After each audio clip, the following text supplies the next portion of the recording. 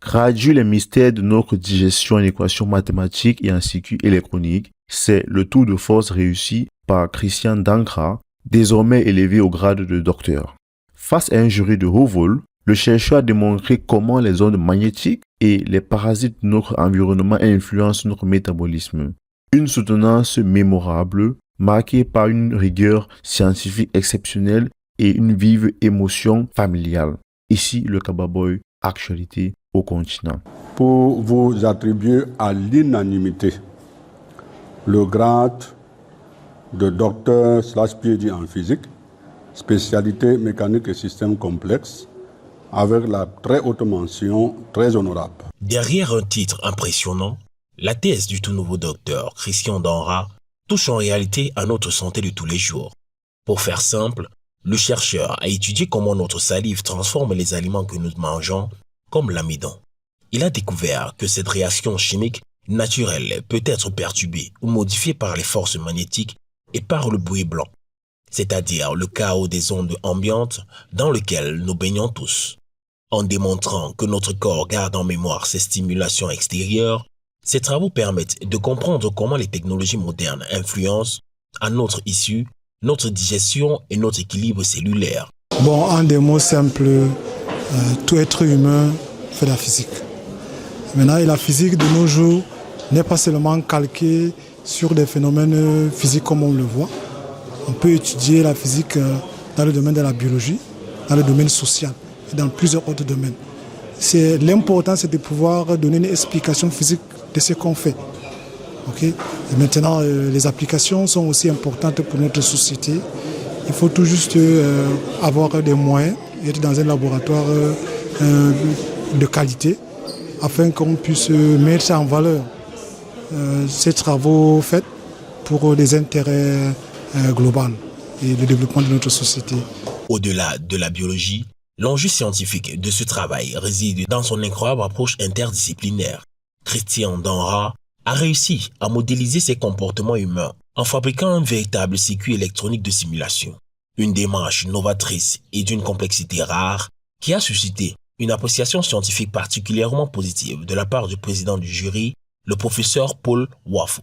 Ce dernier a tenu à saluer la rigueur mathématique absolue et la robustesse des résultats présentés qui font honneur à la recherche universitaire. Le candidat a effectué un travail dans lequel il a fait usage des outils mathématiques de très haut niveau, des outils de simulation numérique de très haut niveau et aussi des outils de simulation électronique d'un niveau de recherche reconnu internationalement.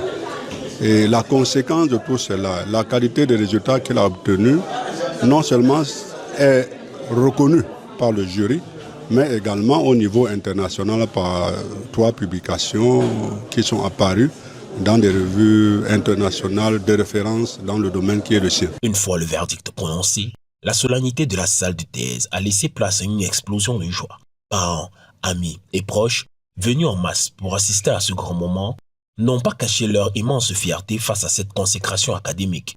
Au milieu des embrassades, l'émotion était tout aussi vive pour le professeur Rémi Yamapi. En sa double qualité de co-directeur de cette thèse et de parrain du candidat, il a exprimé son admiration pour le parcours de son poulain, soulignant la persévérance d'un jeune chercheur, aujourd'hui récompensé au plus haut niveau. Je peux dire que le candidat a fait un bon travail. Et comme je l'ai souligné, il a été vraiment disponible pendant tout son séjour. Donc, il a apporté des contributions très importantes. La preuve en est qu'il a publié dans des journaux, n'est-ce pas, de facteurs d'impact élevés. Et le séjour de recherche qu'il a effectué en Italie a permis de renforcer davantage ses connaissances, n'est-ce pas, et rassurer autour de mes collaborateurs que, bon, à Douala, nous avons des enfants qui se donnent à fond. Donc, n'oublions pas que ça se fait dans des conditions très difficiles. Mais je veux regretter quelque chose, c'est que malgré toutes ces performances-là, beaucoup sont au chômage. Donc, la question qu'on se pose, est-ce qu'on est là pour former les chômeurs? Donc voilà, le 7e docteur de mon groupe, qui n'ont pas de poste. Donc on espère que d'ici peu, l'État pourra, ou bien les universités pourra s'occuper des employés. Merci pour tout ce que vous avez fait, pour les encadreurs, tous ces amis et tous ceux qui ont assisté. Vraiment, je les remercie. Je suis tellement ravi, très ravi. Je vous remercie beaucoup de cette tâche que les encadreurs et vous, ses camarades, ont beaucoup fait envers mon fils. Pour ça, continuez seulement de l'avant. En décrochant son titre de docteur avec les honneurs du jury, le docteur Christian Danra ne signe pas seulement une victoire personnelle. Ses travaux projettent l'université camerounaise sur la scène scientifique internationale et ouvrent des perspectives majeures pour la médecine de demain. Une brillante réussite qui prouve que la relève scientifique est prête à relever les défis technologiques les plus complexes de notre siècle. C'était le Kababoy pour l'actualité au continent.